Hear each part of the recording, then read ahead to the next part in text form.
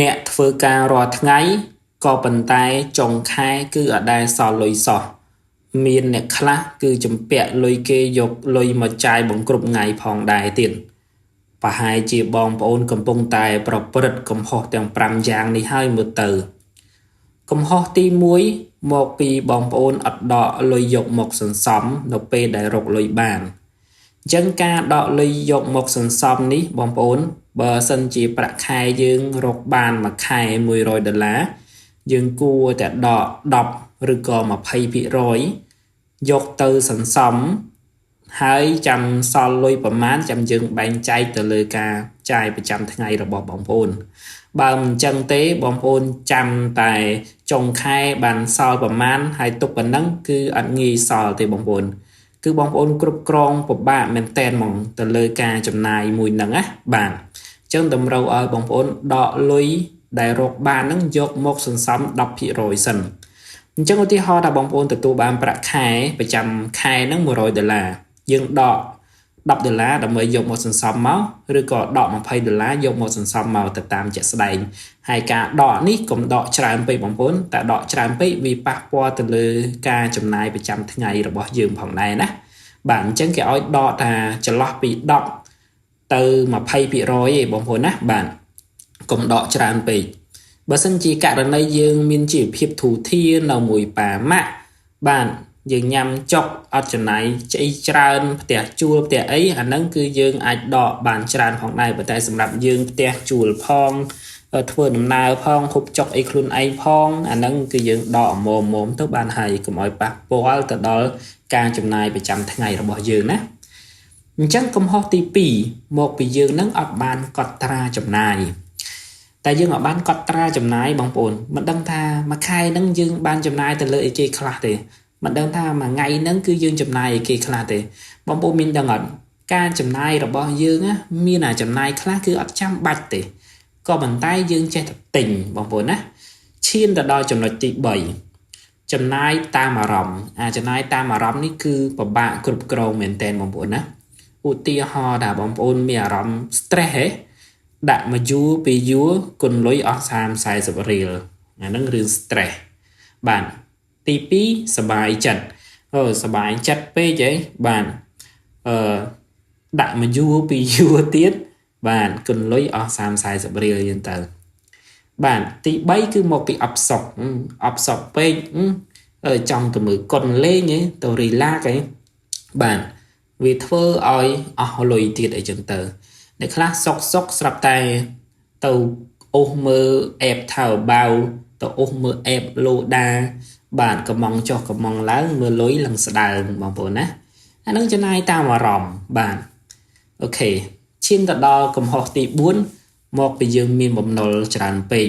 មិនចាំបាច់មានបំណុលច្រើនពេកតែបំណុលបន្តិចបន្តួចក៏វាប៉ះពាល់ទៅដល់ចំណូលប្រចាំខែរបស់យើងដែរណាអញ្ចឹងបងប្អូនបំណុលនេះគឺមកពីយើងនឹងគឺប្រើប្រាស់លុយកាក់របស់យើងនឹងហួសអំពីសមត្ថភាពដែលយើងរកបានអញ្ចឹងឧទាហរណ៍ថាគាត់រកបានមួយខែតែ$300ទេក៏ប៉ុន្តែចំណាយរបស់គាត់វិញបងប្អូនគាត់ចំណាយដល់មួយខែ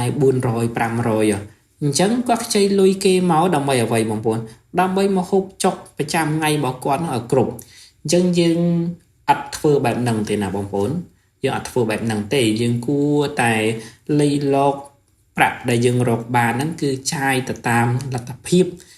របស់យើងទៅណាបើសិនជាយើងរកបានច្រើនជាងហ្នឹងអាហ្នឹងចាំយើងចំណាយប្រចាំថ្ងៃច្រើនតែនេះយើងរកបានតែប៉ុណ្្នឹងយើងទៅខ្ចីគេថែមដើម្បីចំណាយបន្ថែមអាហ្នឹងគឺពិបាកណាស់បងប្អូនណាអូខេលក្ខណៈថាបាយព្រឹកមួយចាន4000-5000យើងអាចហូបបានក៏ប៉ុន្តែយើងទៅហូប8000-9000បាទអាហ្នឹងគឺវាប្រកាសជាលើសចំណូលដែលយើងរកបានប្រចាំខែហ្នឹងហើយបងប្អូនណាចាហ្នឹងអាចគិតគូរឡើងវិញផងដែរហើយរឿងបំណុលច្រើនហ្នឹងបងប្អូនរឿងសម្ភារៈនិយមបាទអាហ្នឹងក៏អញ្ចឹងដូចគ្នាដែរអ្នកខ្លះគឺប្រើទូរស័ព្ទស៊េរី11 12ស្រាប់តែគាត់ចង់ឡើងស៊េរីបាទទៅខ្ចីលុយគេមួយបន្តិចទៅបាទឡើងស៊េរីភឹបប៉ុន្តែចុងក្រោយមានអីជាពាក់គេនឹងហើយលុយដែលគាត់បើកបានហ្នឹងគឺដើម្បីសងគេហ្នឹងទៅហ ហើយសួរថាទូរស័ព្ទហ្នឹងតម្រូវការអត់មានតម្រូវការទេបាទដើម្បីអ្វី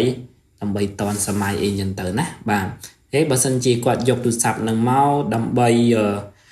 ជាប្រយោជន៍របស់គាត់យកមកធ្វើអ្វីដែលទទួលបានប្រយោជន៍របស់គាត់